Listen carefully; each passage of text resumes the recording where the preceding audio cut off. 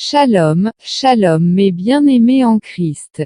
Ce dimanche 14 juillet 2024 à l'église Arsenal Impact, le prophète Isaac Aramalo nous a encore laissés perplexes.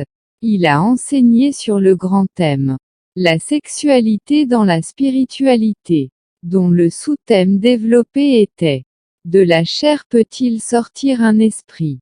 Pour ne pas développer le sous-thème à la place du prophète. Je vous laisse suivre la vidéo de par vous-même, et on se retrouve juste après la vidéo. À tout de suite. Un ange apparaît ici tout à l'heure. J'allais lui demander d'où viens-tu. Il m'a dit, je viens du ciel. Et l'Éternel m'a envoyé. Voici ce que Dieu m'a dit, Dieu m'a dit, Dieu m'a dit. Mais lorsque toi tu viens dans le monde, on te dit où tu étais, tu ne sais pas. Tu ne sais pas où tu étais. Parce que simplement, tu étais un esprit irréel, un esprit ombre, inconscient de son état. Il y a des gens, quand tu les demandes, tu veux marier qui dit, je veux marier un homme grand de taille, teint clair. Ce qu'elle est en train de citer là, ça est dans son esprit, comme sa pensée, comme un tétin. Elle est en train de dessiner la personne qu'elle veut. Mais la personne n'est pas encore réelle. Mais dans son esprit, la personne vit par la foi.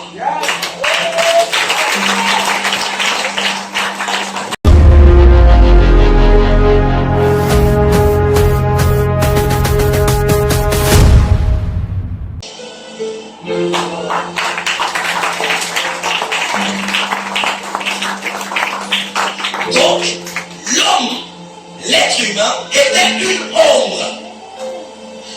L'être humain a un esprit ombre. Il y a la différence entre un esprit ombre, esprit irréel, esprit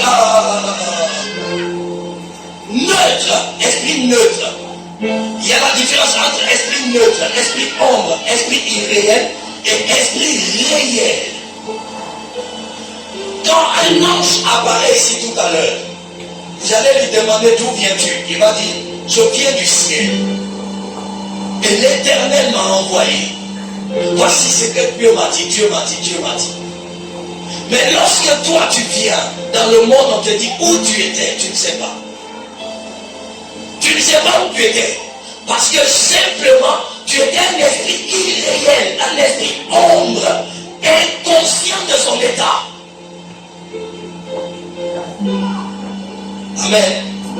Tu ne savais pas où tu étais quitté. Parce que tu étais comme un simple dessin dans l'esprit ou dans la pensée de Dieu. Tu vivais dans la pensée de Dieu, mais tu ne savais pas qui tu es. Comment? Attendez.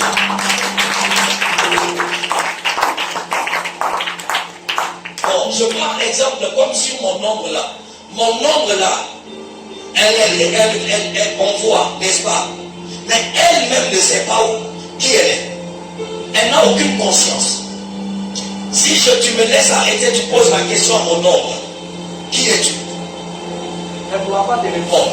Elle est inconsciente de ce qu'elle est, d'où elle est, et d'où elle prend sa source. Elle ne sait rien. Mais elle est un esprit inconscient.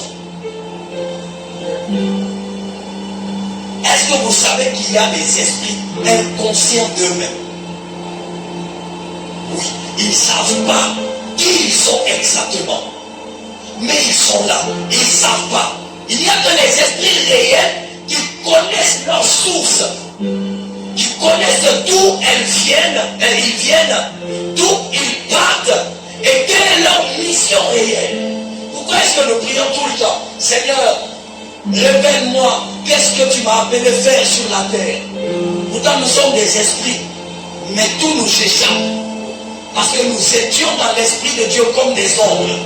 Et donc nous ne pouvons pas comprendre ce qui tourne autour de nous. Mais un ange connaît la source, où il est quitté, où il part, le rôle qu'il doit faire. Il connaît tout, on n'explique pas. Parce que lui, il est un esprit réel. Un autre exemple, un esprit neutre et un esprit réel. Quand une femme est enceinte, Ce qui est dans son ventre, c'est un homme, n'est-ce pas? Hein? C'est un homme, non? C'est un bébé.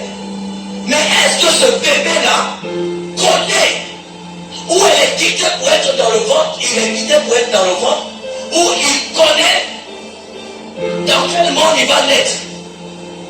Est-ce que même quand il naît, il connaît quel est son rôle sur la terre? Non.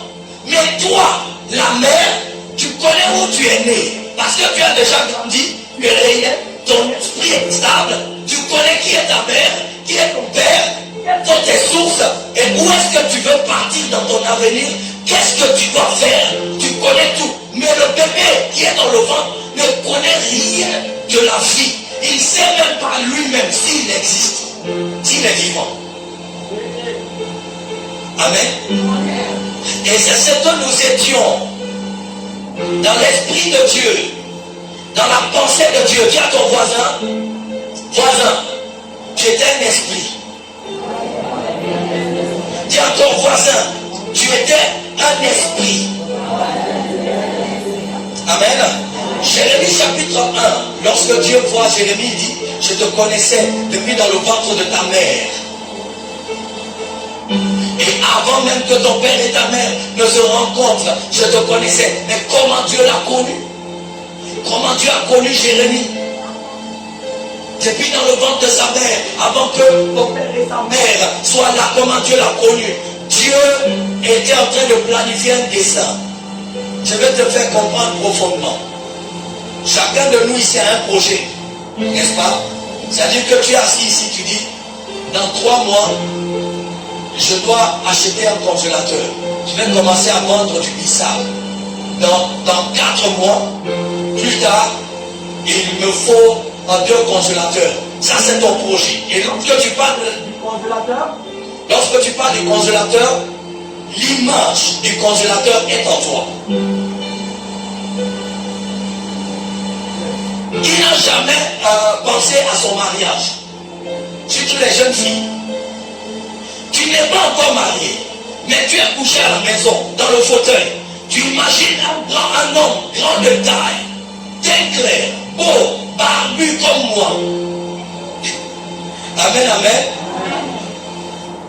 Qui a l'argent, qui a le fric, et qui descend d'une voiture, et qui tape la porte, et qui entre, et tu te jettes dans ses bras. Oh chérie, on est arrivé. Tout ça là, tu penses à ça, mais ce n'est pas encore arrivé. Mais tu connais déjà l'image de l'homme là que tu veux marier. Il y a des gens, quand tu les demandes, tu veux marier qui dit, je veux marier un homme grand de taille, teint clair. C'est ce qu'elle est en train de citer là. Ça est dans son esprit comme sa pensée, comme un dessin. Elle est en train de dessiner la personne qu'elle veut. Mais la personne n'est pas encore réelle. Mais dans son esprit, la personne vit par la foi.